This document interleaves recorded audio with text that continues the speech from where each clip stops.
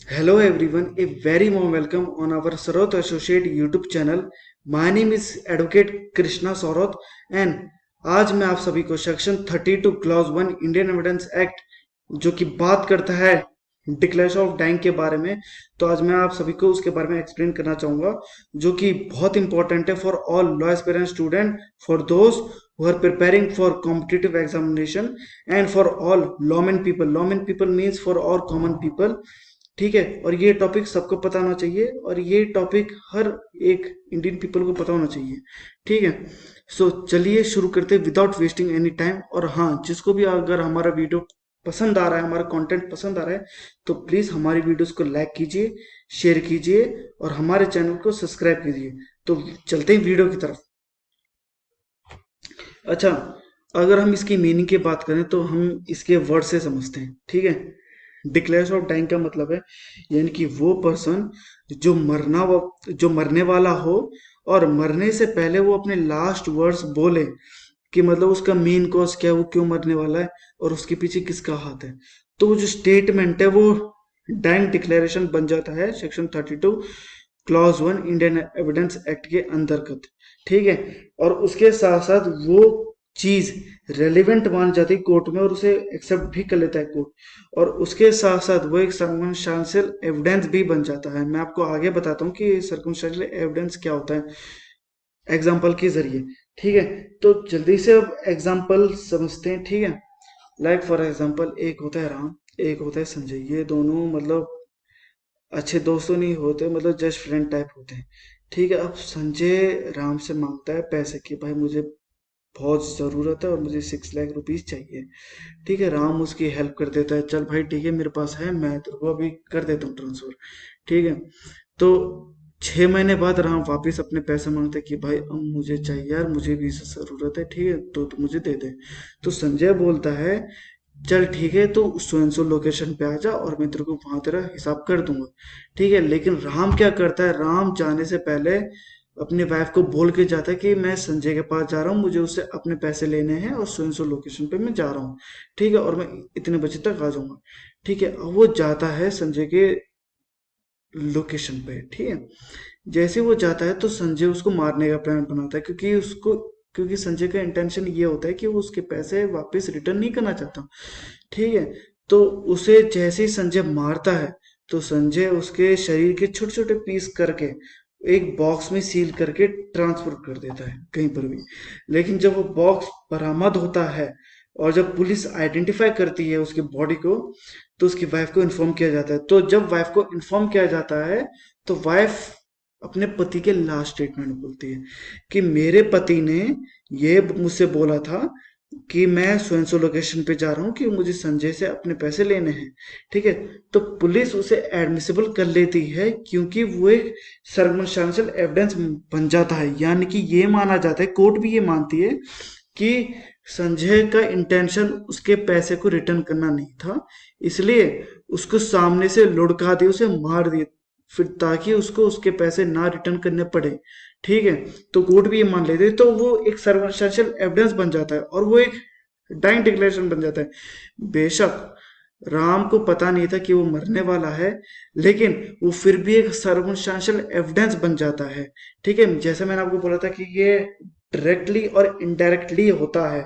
ठीक है, तो एज ए सर्वंशांशियल एविडेंस की श्रेणी में आ जाता है। ठीक है, आपको यहाँ तक बात समझ में आ गई। तो फिर अगर ऐसा होता है तो पुलिस सेम टाइम संजय को हिरासत में लेती है। ठीक है, और फिर उस पर चलता है मुकदमा। ठीक है, तो कोर्ट भी मतलब उसे सेटिस्फाई कर जाती है। हाँ, अब रीजन क्या है यार कि कोर्ट उसे एक्सेप्ट कर लेता है। ठीक है, तो रीजन बड़ा सिंपल है। ठीक है, तो कोर्ट ये मानती है जो इंसान मृत्यु शैया पर लेटा हो, जिसके आखिरी वक्त हो, तो यार आखिरी वक्त में वो व्यक्ति झूठ नहीं बोलेगा क्योंकि उसको ऊपर वाले के पास भी जाना है, तो वो ऊपर वाले को क्या मुंह दिखाएगा। ठीक है, तो उस कॉन्टेक्स्ट में वो झूठ नहीं बोलेगा यार। ठीक है, मरते समय वो मतलब सच ही बोलेगा कि यार हाँ यार कि मुझे मारने वाला कौन है और यार मेरा मेन कॉज क्या है। ठीक है, तो कोर्ट भी उसे ये मानती है। ठीक है, ठीक है, तो अगर हम इंग्लिश लॉ और इंडियन लॉ में कंपेयर करें तो इंग्लिश लॉ में मतलब एक्सेप्शन है, ठीक है, कि यार हो सकता है कि यार वो झूठ बोल रहा हो सकता है कि यार वो किसी को फंसाने के इंटेंशन से बोल रहा हो, तो सर्कमस्टेंशियल एविडेंस में काउंट हो भी सकता है कि नहीं भी काउंट हो सकता, ठीक है। लेकिन इंडियन लॉ में ऐसा नहीं, इंडियन लॉ में वो ऐसे सर्कमस्टेंशियल एविडेंस में भी काउंट हो जाता है और उसे रेलेवेंट माना जाता है कोर्ट के द्वारा, ठीक है।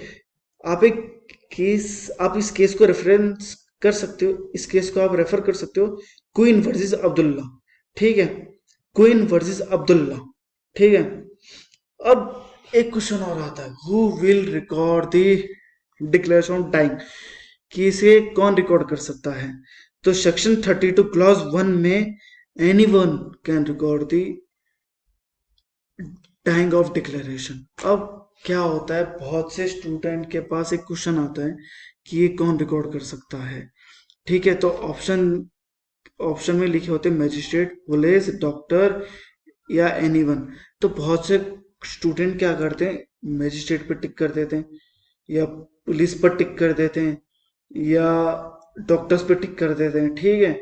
उनको ऐसा लगता है कि यार हम लोग डॉक्टर्स के पास ही अपना मतलब स्टेटमेंट दे सकते हैं या पुलिस के पास या मजिस्ट्रेट के पास, ठीक है, जबकि ऐसा नहीं है। Anyone can record the statement, but सबकी अपनी अपनी एक मजबूती होती है। मैं आपको बताता हूँ, अगर कोई बंदा मैजिस्ट्रेट के पास में रिकॉर्ड कर देता है, यानी कि अगर किसी को चांस मिलता है कि वो अपने आखिरी लम्हे में अगर वो मैजिस्ट्रेट के पास रिकॉर्ड कर देता है, तो मतलब ये माना जाता है कि उस केस की मजबूती हो जाती है, यानी कि 100% हो जाती है, ठीक है। और अगर वो किसी डॉक्टर के पास रिकॉर्ड करता है तो ये माना जाता है कि यार डॉक्टर साइकोलॉजी लेवल पर भी उस पेशेंट का माइंड रीड कर सकता है कि यार हो सकता है कि इस पेशेंट की मेंटल मेंटल चीज सही ना हो, और यार हो सकता है कि यार किसी को मतलब वो मेंटल लेवल पे मतलब उसको ऐसे परेशान कर रहा है और ये मरते मरते उसको परेशान करेगा, तो डॉक्टर उसका एक मेंटल चीज समझ पाएगा कि हाँ यार। तो अगर डॉक्टर की बात करें तो 80% मजबूती हो जाती है, क्योंकि ये माना जाता है कि doctor is well capable to understand, ठीक है।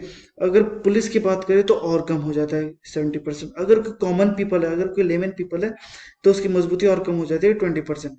जो मैंने तुम्हें एग्जाम्पल बताया था कि राम अपने वाइफ को ऐसा ऐसा बोलता है और फिर उसकी वाइफ पुलिस को बयान देती है और पुलिस फिर मजिस्ट्रेट के आगे रखती है, तो ये नहीं माना जाएगा कि राम ने मजिस्ट्रेट के आगे मतलब अपना स्टेटमेंट दिया, नहीं, उसने पहले अपना स्टेटमेंट वाइफ को दिया था, ठीक है। तो उसकी मजबूती 20% हुई। लेकिन हाँ, एक चीज है, सोल बेसिस पर भी कन्विक्शन हो सकती है। बहुत से स्टूडेंट को ये डाउट रहता है कि यार सोल बेसिस पर क्या कन्विक्शन हो सकते हैं। हाँ, बिल्कुल हो सकती है। जैसा मैंने आपको अर्लियर भी बताया था कि अगर मजिस्ट्रेट के सामने अगर रिकॉर्ड करते हैं, अगर मजिस्ट्रेट साहब रिकॉर्ड करते हैं तो उस केस की अच्छी से मजबूती हो जाती है। तो हाँ, सोल बेसिस पर भी कन्विक्शन हो सकती है, ठीक है। आई होप आपको ये आज का सेशन पसंद आया हो। अब मैंने आपको जैसे वीडियो की शुरुआत में बताया था कि मैं आपको कुछ केसेस के नेम बताऊंगा, और साथ में डोंट वरी, आपको मैं अपने साइड के स्क्रीन पर, यानी कि साइड के स्क्रीन पर कुछ केसेस भी आपको फ्लैश करते हुए दिखाऊंगा, ठीक है।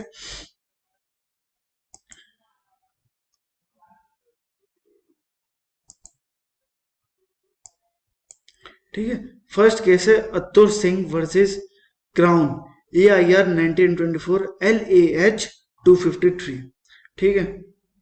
फिर Pakkala Narayan Swami versus Emperor, AIR 1939 PC 47, ठीक है। नेक्स्ट है Hanumant versus State of Madhya Pradesh 1953 CRI LJ 129, ठीक है। फोर्थ है State versus Kanchan, AIR 1954 all 153। Fifth है, ठीक है, Ratan Gaund versus State of Bihar 1959 CRI LJ 108, ठीक है। डोंट वरी, मैं आपको अपने वीडियो के डिस्क्रिप्शन बॉक्स में भी दे दूंगा, ठीक है, तुम वहां से भी देख सकते हो, ठीक है। सो आज का हम ये सेशन यहीं पर ही समाप्त करते हैं, और प्लीज हमारे कमेंट बॉक्स में प्लीज कमेंट कीजिए कि आपको हमारा सेशन कैसा लगा हो, ठीक है। और हमारे लिए कोई एडवाइस या सजेशन हो तो प्लीज वो भी लिखिएगा, फिर ताकि उससे हमें बहुत हेल्प मिलेगी और हम उसमें सुधार कर सकते हैं।